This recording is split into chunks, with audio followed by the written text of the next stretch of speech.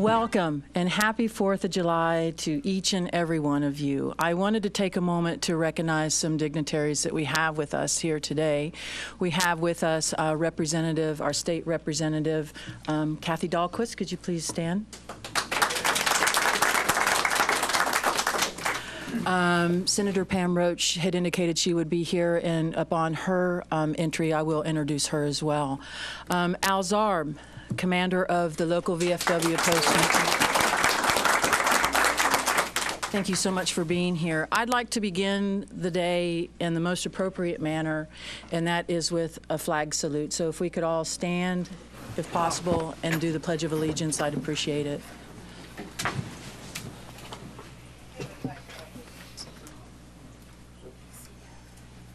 I pledge allegiance to the flag of the United States of America and to the republic for which it stands, one nation, under God, indivisible, with liberty and justice for all.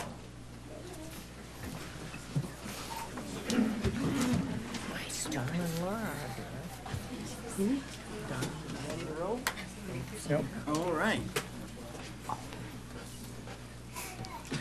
On every 4th of July, I take a moment mentally away from all the sparkles and glitter to solemnly reflect upon what this day truly represents.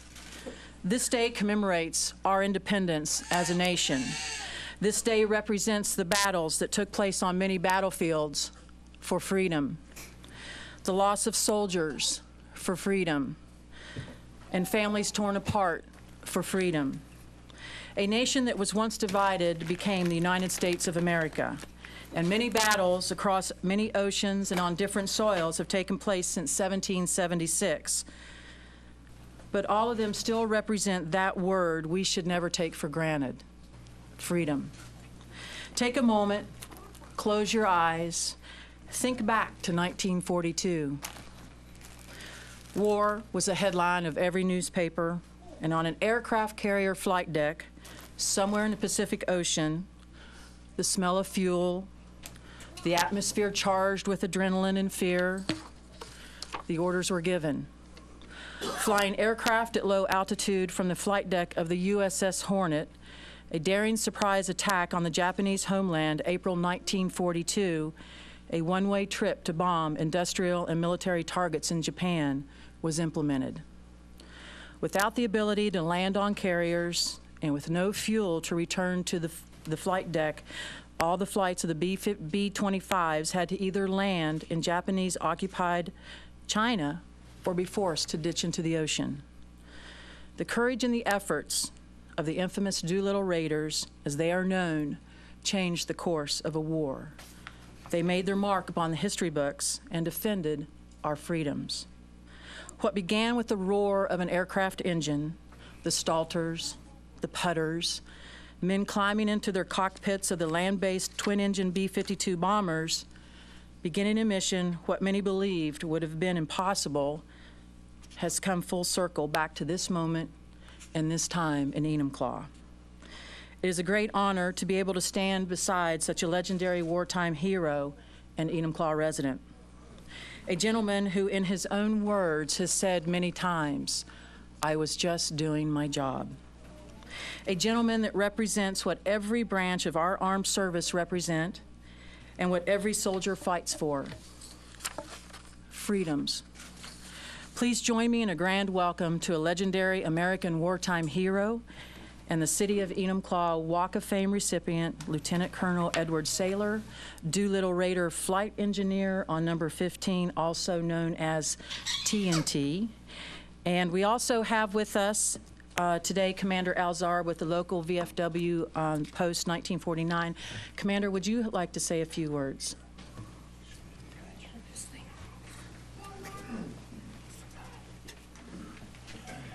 Thank you so much, Madam Mayor. It's an honor to be in the presence of this gentleman. His honor, his courage, and his commitment are a story that need to be told over and over and over again.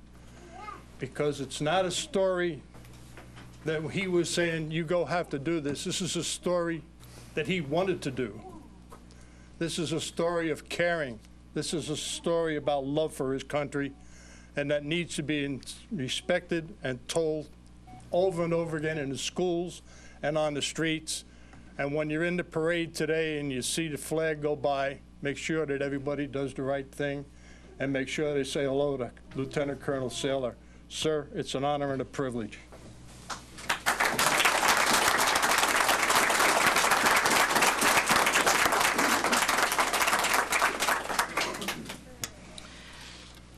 Mr. Saylor, can you join me right here up front? Can we kind of walk over here to this podium?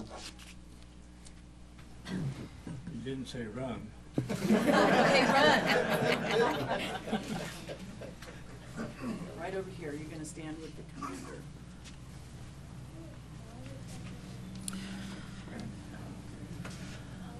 Lieutenant Colonel Saylor, in honor of your valor and dedication to the defense of the United States of America and what represents all of our armed forces, now as the mayor, the city of Enumclaw, I proudly present your Walk of Fame marker that will serve as a reminder to all for many generations into the future of how the actions of an individual can change a nation and have an impact upon the world. And so what I want to do is I want to unveil, this will be the Walk of Fame marker that will be placed down on the Walk of Fame on Casey Kane Drive. And then afterwards, Mr. Saylor is going to have a seat and he's going to tell you his story. So with this, here is your marker. And what we did was we took some clips of photos that Mr. Saylor, Lieutenant Colonel, gave to us and kind of did our composite. We wanted to fully represent what he embodied, and it was the B-52 bomber. It was that flight deck, the infamous flight deck that he took off from, and we wanted to capture his life of military in stone. So, Mr. Saylor, it doesn't stop there. I also have another thing for you. A little present. What I'd like to present to you is a key to the city. And on the front of your box it says Lieutenant Colonel Edward J. Saylor, Doolittle Raider, number 15, July 4th, 2013. And you're always welcome to the city of Enumclaw. Anytime you can come and sit and chat with me and tell me your stories, because they always will be interesting. Do you have a list of block statistical openings? I do. Absolutely, I do.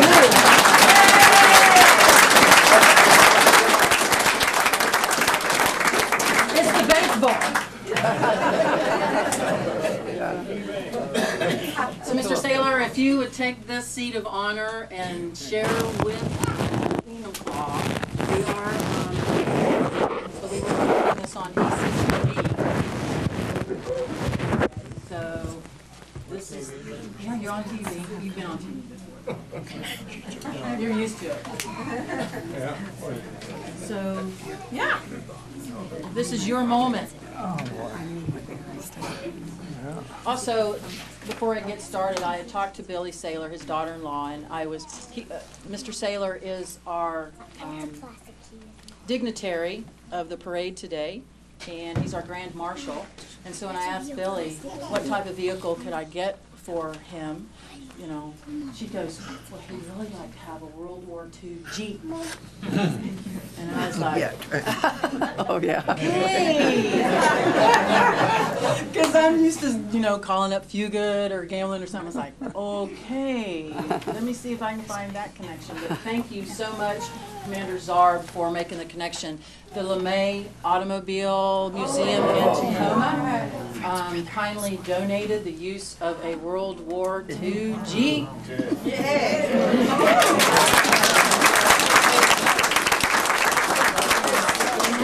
We'll pick him up here in the parking lot. So if you want to, you know, when we get him in the Jeep, if you want to run out there and get a photograph, that'll be the opportune time to do it. So we got you that World War II Jeep. Alrighty. So you ready to roll? I remember the Jeep, but I don't have fond memories of it.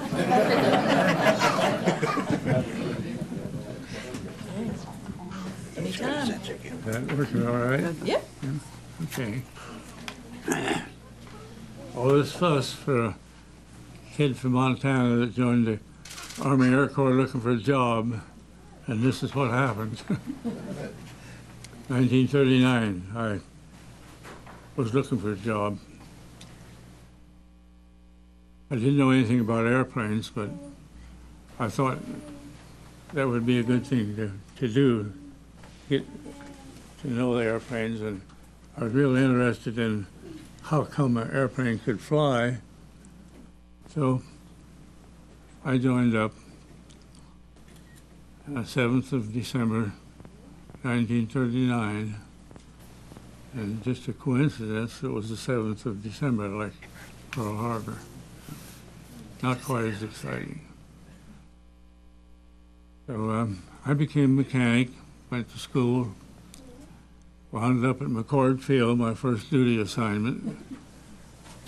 And about a year and a half later, we wound up down at South Carolina with General Doolittle picking out his crews to go on a mission. So I was the crew chief at the time. I'd done all the maintenance on the airplane.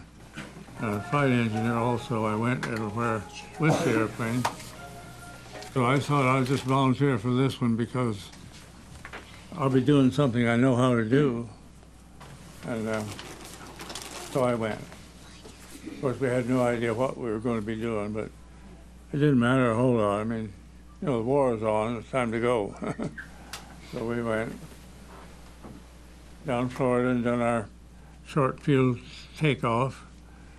Instead of 1,500 to 2,000 feet runway, we had a 450 feet runway to think about.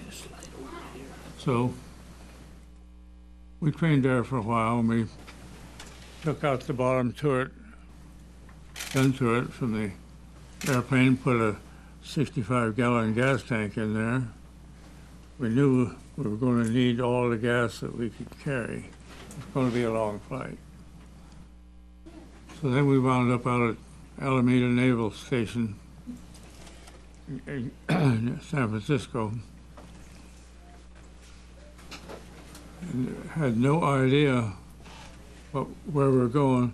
And I didn't even know we were going on an aircraft carrier. I don't know if anybody else thought that, but when we taxied down beside the dock and there sat the carrier, so started thinking then, and a few minutes later, my airplane was on the carrier. So we headed out into the Pacific. We had 16 airplanes, and it took up the whole flight deck of the carrier. At this point, we thought we're going to be just being transported someplace that's too far to fly. That sounds all right. That would be okay. A few days out at sea, they had to shuffle the airplanes around, and now 16 airplanes took up half of the flight deck, and the other half of 450 feet was our runway. So that was a moment of truth. Then we realized that we're going to have to try to take off from the carrier.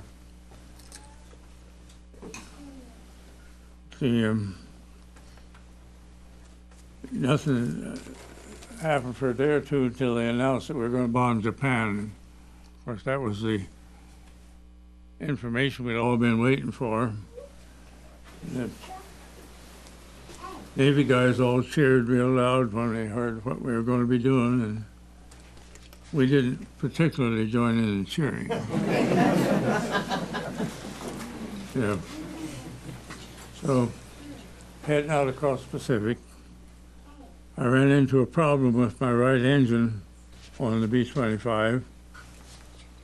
Plane 15, next to last on the flight deck, the tail end hanging over the back of the carrier. Ran into a problem with the engine. I had to take the engine off, work on it. It had developed an internal problem that it couldn't be flown anymore until I fixed it. So Colonel Doolittle asked me if I could fix it. I said, well, probably. I didn't say it very loud. I said I probably could fix it. But this job should have done in a depot. We never go that deep into an engine. I was going to have to take that back half of the engine apart. And of course, never done that before. That was a depot level operation, but that's what I had to do, so I could probably fix it. Well, if you can't, we'll push it over the side. So when I said I could probably fix it, I had no idea how I was ever going to even get it off the airplane. 2,000-pound engine, and the Navy came through and they rigged up a tripod with a chain hoist for us to get the engine off. And we got the engine off and down onto the hangar deck where I could work on it.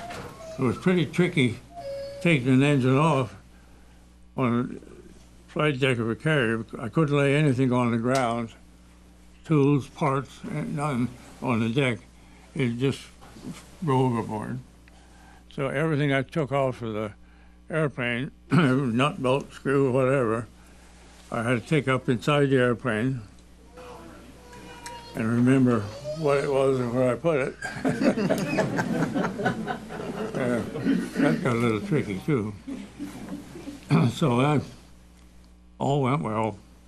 Took the engine apart, fixed the problem, put it back together and back on the airplane. So then I was given credit for our having the full 16 airplanes. After that, I didn't have to push it over the side.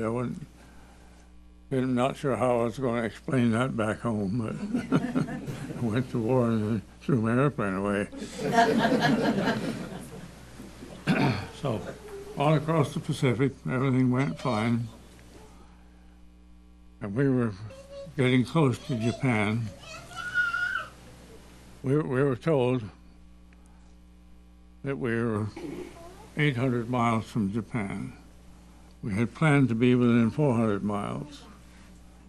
Of course, that extra 400 miles has been said as 250 or 200, or we were told 400. But it kind of depended on who was telling the story, how far it was, really. So I'm sticking with 400 miles. Yeah. Airplane done real good on takeoff. We had to all take off from the same spot on the flight deck because you couldn't make a takeoff run past the tower. Even though it was the next last airplane, it still had to take off from the same spot, 450 feet. The carrier was doing about 25 knots, and we had about a 30-mile-an-hour headwind. And the acceleration of the airplane, no trouble getting airborne at all. We just had lots of extra lift, so the airplane took off real well. The only one that didn't get airborne at the end of that 450 feet was the guy that forgot to put his wing flaps down, and he scooted off the end of the flight deck, and we thought he went in the water, but he came on around. So there we were. We had a plan that might have worked. I don't know. We were to get within 400 miles of Tokyo, take off at dusk, bomb during the night, celestial navigation to get to China, land at dawn at an air base that had some gas. So that could have worked out, but it didn't happen that way. So we were spotted by a Japanese picket ship of some kind out there at this 800-mile point, which meant we had to take off now. The Navy sank that ship, that boat, whatever you call it, but he had already radioed into Tokyo and told them what he'd seen. And the Navy had intercepted that message, so we had to get off, which meant we're not going to make it to China. We didn't have enough gas for that extra mileage. So that was the situation when we took off. We approached the coast of Japan. There's Navy vessels all over the place, battleships and cruisers. I don't know what they all were, but people were on those boats walking around. And we were less than 1,500 feet altitude, and we could see all the guys, and they didn't pay attention to us. I had expected to get shot down. I didn't see how I could hope to survive that mission, because if we didn't get shot down, we were going to land in the ocean. It didn't look good. So that was the situation there. But as I say, we all got off, and headed towards Japan. We didn't have any navigation equipment except a little magnetic compass. So we didn't have any idea if we had drifted off course or where we were, but anyway, we didn't have a navigator. On my ship, we had the doctor, who was the doctor for our group, and we had left the navigator off, make room for him. I didn't get to vote on that. So we could have used him, but anyway, pilot and co-pilot done the navigating, and everybody got right on target. We bombed 5 cities in Japan. My city was Kobe. And they were pretty uneventful. We flew low level across Japan, came to Kobe, dropped our bombs on the industrial stuff on the waterfront there. And the interesting part of the story, of course, is how we were able to hit the target. We didn't have a bomb sight. The Air Force had a good bomb sight, but it was highly classified. We didn't want the Japs to get it. And it was only good at higher altitude, so we were left without a bomb sight. And that could be a problem, trying to find the target. So one of the pilots, Ross Greening from Tacoma, came up with a little gun sight, bomb sight that we got called a 20-cent bomb sight. I think there's pictures of it on the internet somewhere. He took a piece of aluminum, about a foot long or a little more, hinged it on another plate, and put gun sights on that piece of aluminum. And then he calculated, he put a stop. You could only rotate that thing so far. When you hit the stop, time to drop the bombs. 1,500 feet, 200 miles an hour. He had figured out where to put the stop on that little bomb sight. And it worked. We hit a target with it. So you just aim at the sights at your target, and as you come closer, go this way. When you hit that stop, hit the button.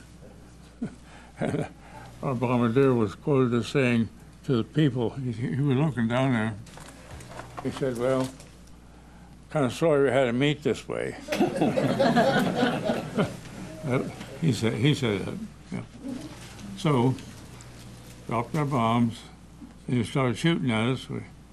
Black puffs of smoke showing up around the airplane. And for a minute, I didn't know what that was. See, we hadn't seen any war movies yet then. In the war movies, they showed you all about those black puffs of smoke. But we realized they're shooting at us. I don't think we got hit. We didn't feel anything. And of course, we didn't get to look our airplane over. So we got away from there without being shot down. 2 fighter planes took after us, and they gave up and broke off. I don't know why.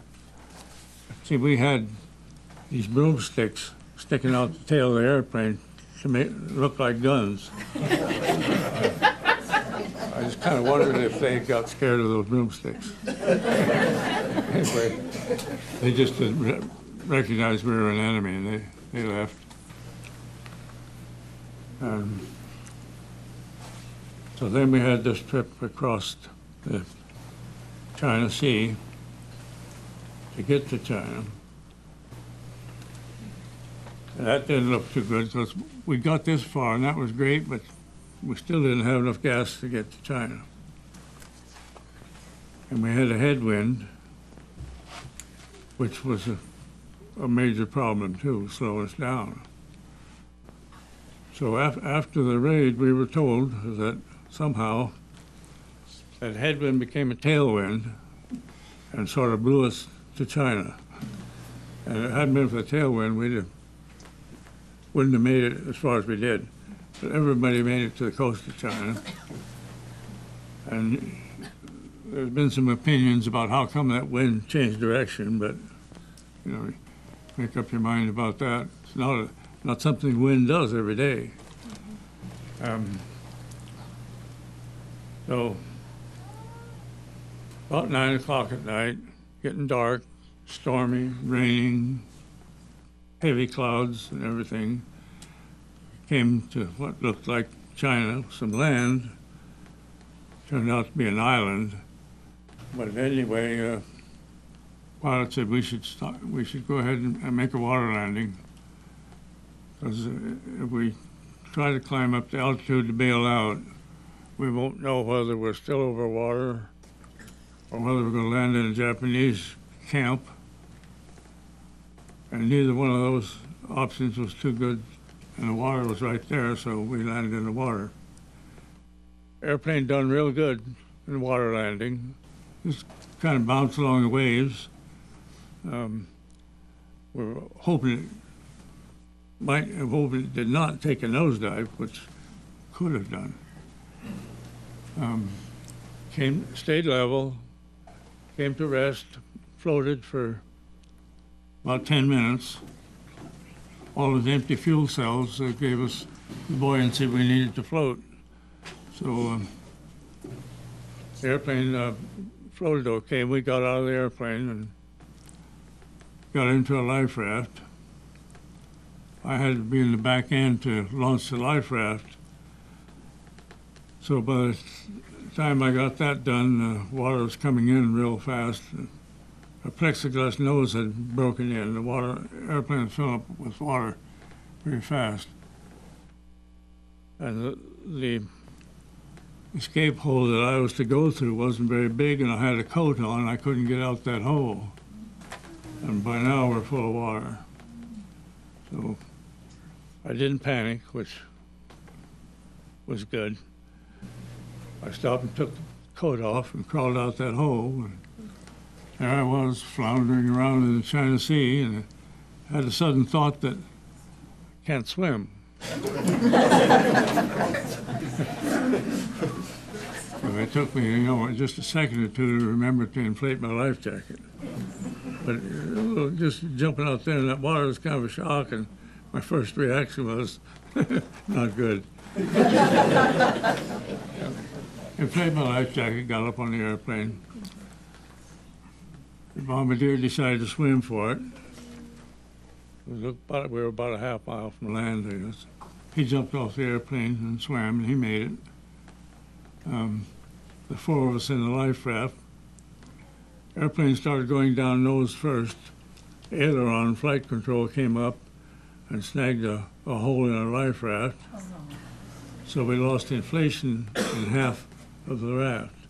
So we no longer had a life raft. We had a canvas bag full of air, but there was a rope hooked to it, and I hung on to that rope all the way to shore. Not being able to swim, I was glad to have that help,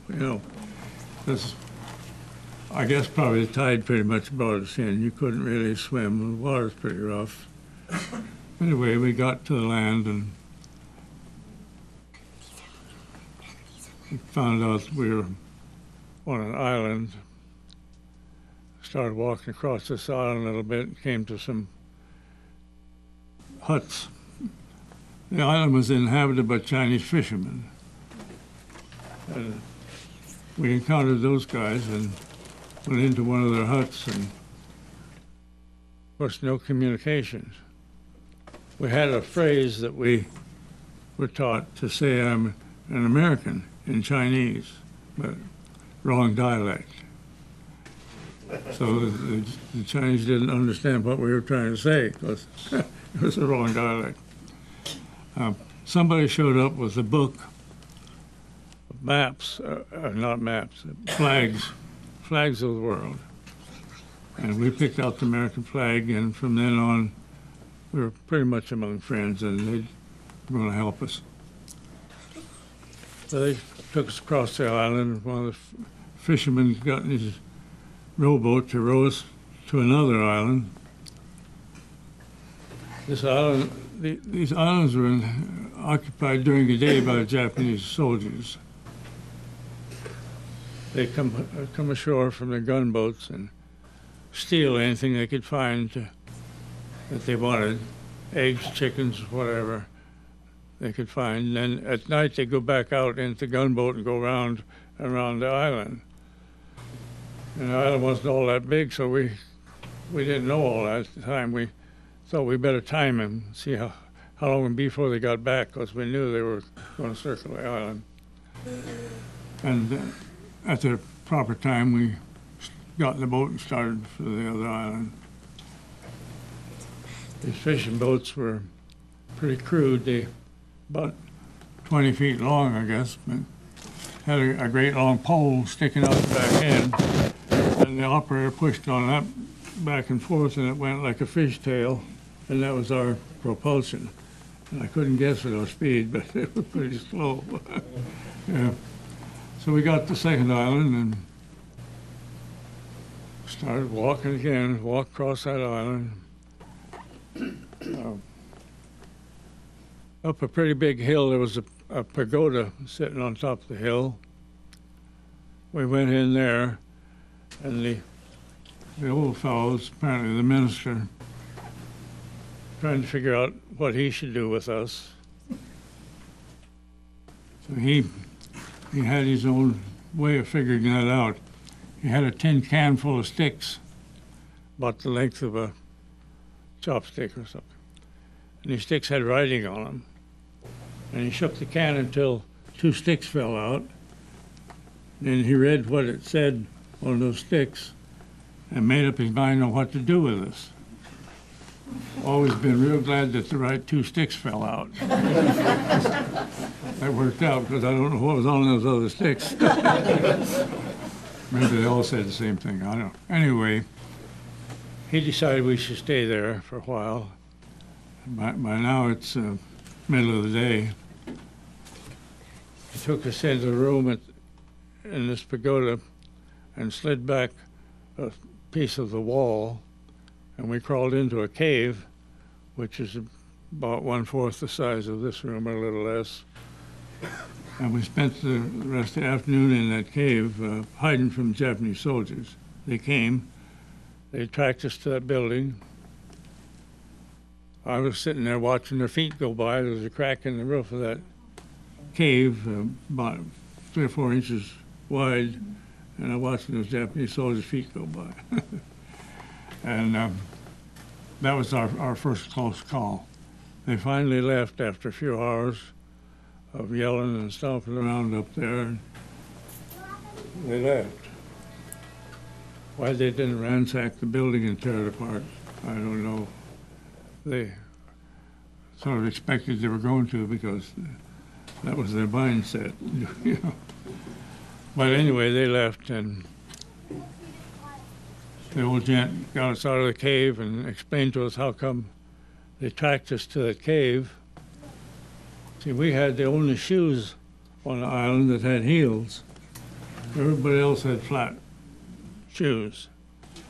And so he showed us our footprints in the mud, and that's how they tracked us up to that building. So they knew we were there, because there was no tracks leaving.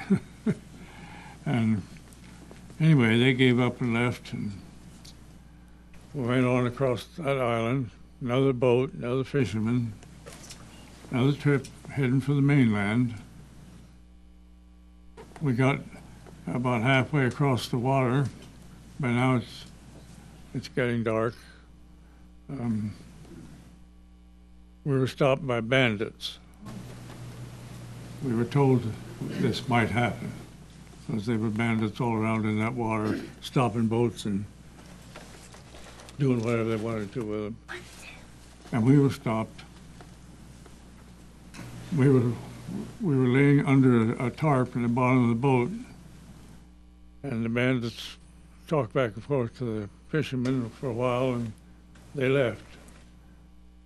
Decided not to board our boat. So that was a close call there. They figured it couldn't be anything worth looking at in that boat, I guess, so they left. So we survived that little incident. And from that island, we made it with the help of the Chinese fishermen to the mainland. But while we were in that cave, there was a gorilla with a rifle that apparently had showed up to kind of defend us and help us on our way. And I got to looking at him, and he had a rifle. He had a ammunition belt wrapped around him, looked like it was probably 10, 12 feet long, full of ammunition.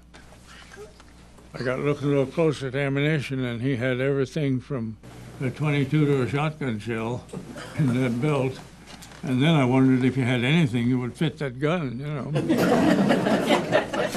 So, anyway, not to put him down. He was there to do what he could to help us, so that was okay. From there, now we're on the mainland, and we find out about Ted Lawson's crew, the crew that crash landed on another island in the water. And one of the Chinese there had showed us Pendleton, Oregon pass with Lieutenant Davenport's name on it. He was a co-pilot on another ship, and there was blood on it. So I think Davenport was trying to tell anybody that caught up with them that they were injured. So the guys took us down to this little island, this little hospital where Lawson's crew was. He had tried to make a landing on the beach. He seen a nice long sandy beach on an island and thought he could land the airplane. With his gear down, coming in for a landing, and he decided to make a go-round. So he shoved the throttles forward and both engines quit. The reason they quit, see, we had the carburetor set on a real low mixture setting to try to burn as less gas as we could to get there. So that was too much air and too little gas, and the engines both quit. His gear down, they went right into the water. Airplane tipped upside down. There were about 4 feet of water. Four of the crew got thrown out of the airplane. The bombardier got thrown through the plexiglass nose.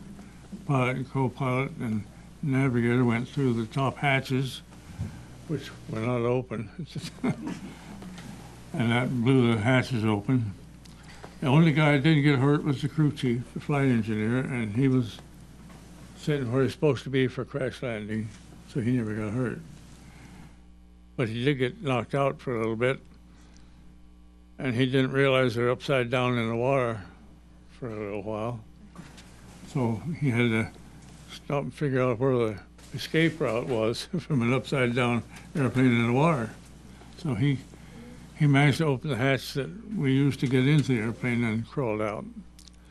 He was the only guy walking. The rest of them were banged up, sitting there in the water. So the pilot, Ted Lawson, had left his knee on the dashboard where he put it. His knee was completely shattered. He couldn't even stand up. The rest of them could stand up. So Dave Thatcher, the other crew chief, helped them all up on the shore, and then they ran into fishermen, and they got them down to this little town where the hospital was. The hospital was just a small building. Didn't look anything like a hospital. No equipment. Just a building. A few beds in there. There was a doctor, and our doctor, on our ship. Just happened to be that our ship and the ship that crashed landed closer together than any of the two airplanes. And that was lucky for everybody, particularly Ted Lawson, because Dr. White amputated his leg there in a hospital without much to do with. Lawson needed a transfusion, had no equipment for transfusion. They had a big old syringe there. So Doc White took that syringe and extracted blood from our co-pilot and injected it into Lawson. And that was the transfusion.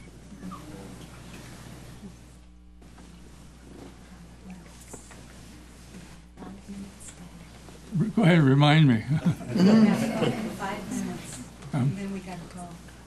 Okay. I got, You have 5 more minutes. is that right? And you were worried about not having enough to say. 5 minutes. 5 minutes. Okay, so we took off walking, heading west for Changking, not knowing where we were. There was no transportation, no bus, train, cars, nothing there in eastern China at that point. And we, as luck would have it, encountered a Chinese teenager on the trail. His family had been killed in the bombing of Shanghai. He was about 14, 15 years old, homeless, wandering around what he should do with his life. So we had him take up with us. He spoke a little English. And so we had this boy. He became our interpreter, our navigator, and our food scrounger. So by the time we got where we could get picked up, we owed this kid big time. They wouldn't let us take him with us on the airplane. So we left him standing on the runway. And that flight took us on to Chongqing, and from there on we sort of hitchhiked back to the States. There was no airlift, no airlines, none of that stuff.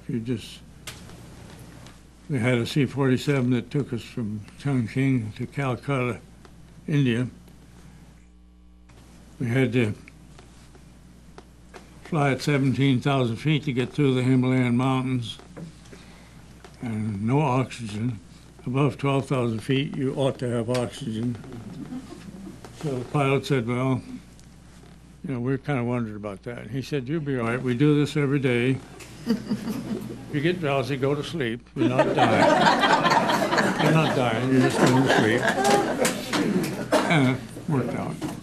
We got to Calcutta, freight car to New Delhi, and another C-47 to West Africa, and the Navy PBY took us from West Africa to Brazil, and sort of hitchhiked our way all the way home.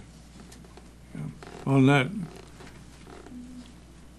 hike, on our little trip from the coast into Chongqing, we had the Japanese fighters overhead all the time, and they knew we were there. When we would go through a village, the entire village would follow us down the trail, still walking, and the fighter planes would see that, and they would buzz around there. One time we did get a ride in a little charcoal burning bus that held about 20 people. Went pretty good as long as we pushed it up the hill a little bit. Didn't have much of water. Anyway, a couple of fighter planes circling over us, and we thought we probably better get out of this bus. So we stopped the bus and ran into some trees a few yards away. There was another bus ahead of us on that road that looked like our bus, and the pilots thought that was us.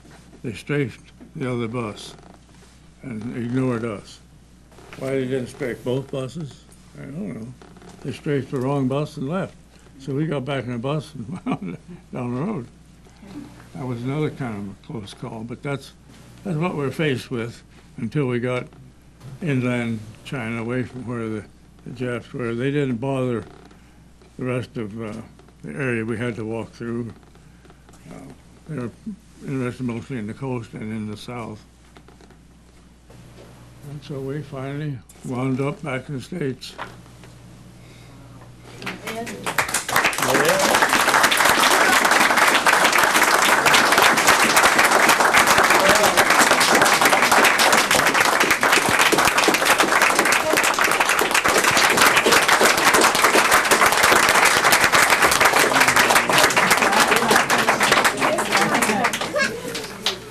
Tell one final story. If you'll just, this story that I heard when I was at Rotary, you told the story of how your wife did not have a clue as to where you were and how she learned about where you were. So if you could tell that story, then we're going to get you in your chariot. Now I have to tell you all that our World War II Jeep is sitting on the side of the road in Ording. Okay, we've been trying to get it here, but I'll tell you, we're going to jettison into the generation of now. You and I are going to carpool, and you are going to be riding in a Model A Ford in the front seat, and I'm going to take up the rumble seat. So, are you going to ride with me? Okay, so, all right, so if you'll tell that story about how your wife, okay? This is a pretty unique story that really, when I heard Mr. Saylor, Lieutenant Colonel Saylor, tell the story, it literally brought tears to my eyes that day in Rotary. It's a really important story that I think will move all of you as well. And then we'll get you loaded in your chariot. I was married at the time, and my wife was staying with her folks in Tacoma. She had no idea where I was in the world. She figured I was off in the war somewhere. It was such a secret mission that we didn't dare, they didn't dare even let us know what we were doing, you know. So, yeah, Lorraine didn't know where I was. She went to a movie one afternoon in Tacoma, and in those days the movie, between the films, had the movie tone news on. And they would show whatever news. So she was sitting there watching that newsreel, and the scene shifted to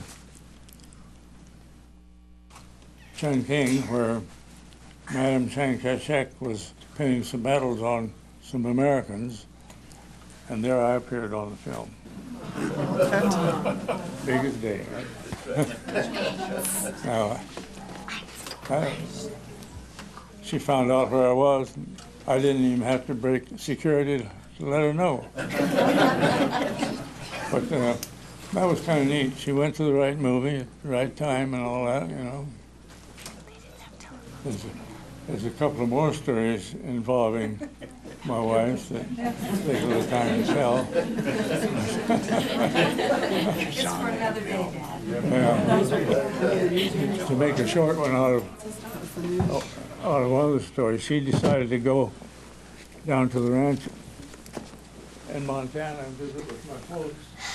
She sent them a telegram, got on the train, and she beat the telegram to the ranch.